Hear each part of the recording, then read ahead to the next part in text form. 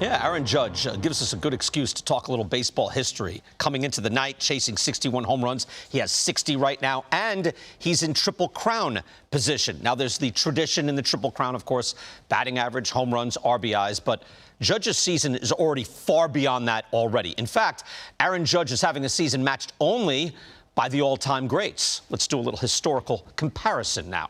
Aaron Judge doing something extremely rare. He is the American League leader in the following categories: on base, slugging, OPS plus, total bases, batting average, home runs, RBIs, runs scored, and walks. He's also leading the league in the new age categories of WAR, wins above replacement, and win probability added. That's clutch. So he's leading the league in 11 major categories. What catches my eye? The combination of the percentage categories, the slash line, on base and slugging, batting average, and the volume categories, not just RBIs, but runs scored and total bases.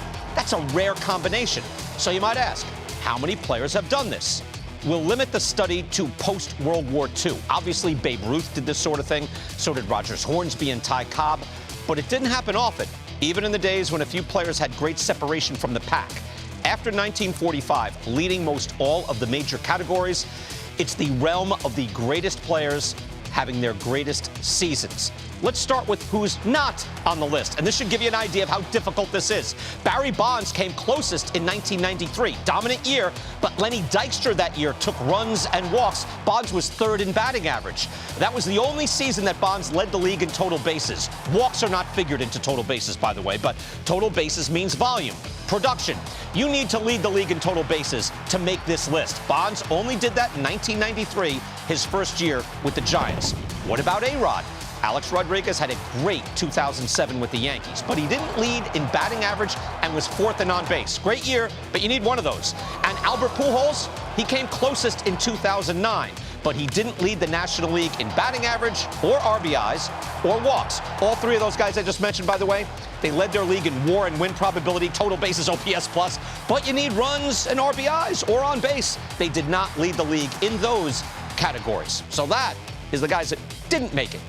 Let's get to those who do make it. I've narrowed it down to 6 players. That's it. 6 players who have led the league in most everything. 4 of them are those legendary Triple Crown seasons. And the last one, get this, came in 1981. Let's start with Ted Williams. He has 3 years of leading the league in most everything. One of them came post-war in 1947. Williams led the Triple Crown, the slash line Triple Crown, total bases, runs, and walks. He was first in WAR, wins above replacement, but oddly enough was second in win probability added. But this was one of the most dominant seasons of all time. So I want to group these next 3 seasons together. These are the more recent Triple Crown seasons of Mickey Mantle, 1956, Frank Robinson, 1966, Carl Yastrzemski, 1967. Don't blame me for all the numbers. They led the league in these numbers. These years live up to the legend. I mean, look at these seasons. Mantle did not lead in on-base or walks because Ted Williams was there. He led in on-base. Robinson led in everything but walks and win probability added. Harmon Killebrew led that year, by the way. Yaz led everything but walks, but Yaz also led in hits, which I'm not kind of counting because total bases takes that in, but it's good to lead the league in hits. Walks are about the weakest category. If you lead in on base, I think that's more important. So bottom line, Carl Yastrzemski's 1967, I think, truly stands out even among these fantastic years. Now to 1 leads the league in everything season that comes in the divisional era after 1969. There's only one, Mike Schmidt, 1981. Schmidt led the National League in everything except batting average, where it really wasn't close. He hit .316, Bill Madlock hit .341. Now, it was a strike year, but they still played over 100 games. Schmidt, one of the all-time greats. This was the year he put it all together, led in WAR, WPA, and walks in addition to the big categories, the slash line, OPS plus, total bases, runs, RBIs. Schmidt had everything but batting average. So think about that for a second. In the last 50 years, the only time this kind of season that Aaron Judge is having right now has occurred was in 1981, Mike Schmidt in a strike-shortened year. So it's even more special than you might initially think. But there's still, I have 1 season to get to. And for Aaron Judge to be compared to this man, the man, it is the highest of compliments.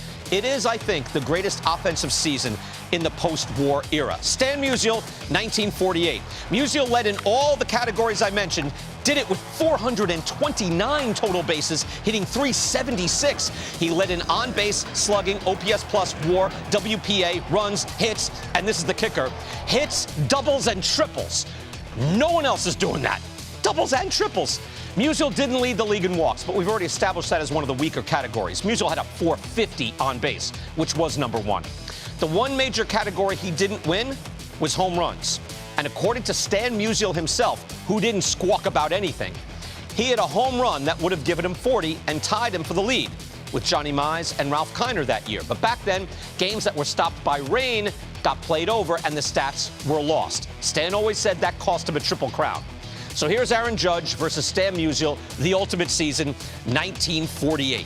And the categories led by each. Stan has everything but home runs, and he's off by one, maybe. Judge has everything, now including batting average, but not hits. Musial has the league lead in hits, doubles, triples, which is crazy. So the takeaway here, Aaron Judge is having a year comparable to the best years of Musial, Williams, Mantle, Robinson, Yaz, and Schmidt. That is saying something.